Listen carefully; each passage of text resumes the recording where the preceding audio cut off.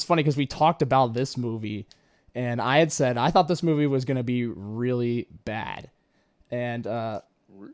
yeah, I said that. I was like, I think this is going to be bad because I just like the trailer looked like really like it just didn't look that interesting. Like, and the fact that it had been delayed so many times, and like, Yeah. you know, there was like 4 or 5 different rewrites that they had to do, I think, on this thing. I mean, it was crazy the amount of, damage control they had to do because of the pandemic. And it's crazy, which we'll get into, just like the coincidence of this film and the pandemic. But, um, but Yeah, anyway, that's actually, I'm on Google right now, and it's literally the first thing is people also ask, is No Time to Die ever going to be released? And of course, the pandemic put up talks about that, probably previous director leaving the film. So, yeah, no, I was looking forward to this one. This was one of the COVID delayed films, and I wonder, what did I say, TJ? Do you remember what I said? I think I was looking forward to it. you were looking forward to it, and I was just kind of like, it doesn't really look that interesting. And I was saying like, we need to just straight up end this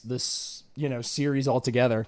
Like, Yeah. because like I was like, you know what, like it just doesn't like it doesn't feel like they really want to tell Bond. Like it just didn't feel like they were going in the direction they originally had wanted to go in. Like, they were going for that harder edge like Bond, and then it kind of got really silly Inspector at times. Like, and the story was a mess.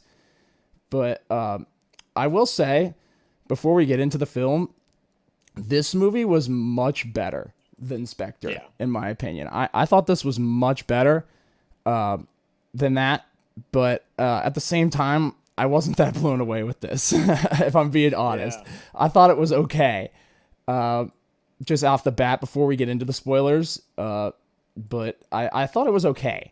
I thought there was really good things in this movie, and a lot of things that made me like think, oh man, this is a James Bond film, but this just didn't feel like a Bond film. That's my biggest complaint with it. Like, even Spectre felt more like a Bond film than this did. Like, this just felt like a really good like spy movie that just had like a male protagonist. Like, it didn't like it felt like a off-brand Bond, like even more so than like Honor Majesty's Secret Service, which is like not even an official Bond film, but like is a Bond film. So like, I don't know. What did you think about this movie? Just some quick thoughts before we actually get into the plot. Yeah, no, you're good. I was expecting it to be heavily like romantic driven. Of course, we know Madeline from probably Spectre, and I think she was even in Quantum of Solace. I could be wrong with that one, but she was kind of in the trailer as well. I was expecting her to be a big part of it, but immediately when Daniel Craig tells her to GTFO, I was kind of pumped, and then immediately he's already back in London. Right. Shit's hitting the fan pretty quick. I was a big fan. I was head over heels. I was edge on the seat. A lot of action.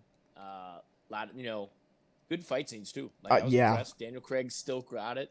Daniel Craig is, what is he? He's got to be 53. Yeah. He's 53. He's still got it. Still looks good. He's still got the best cribs.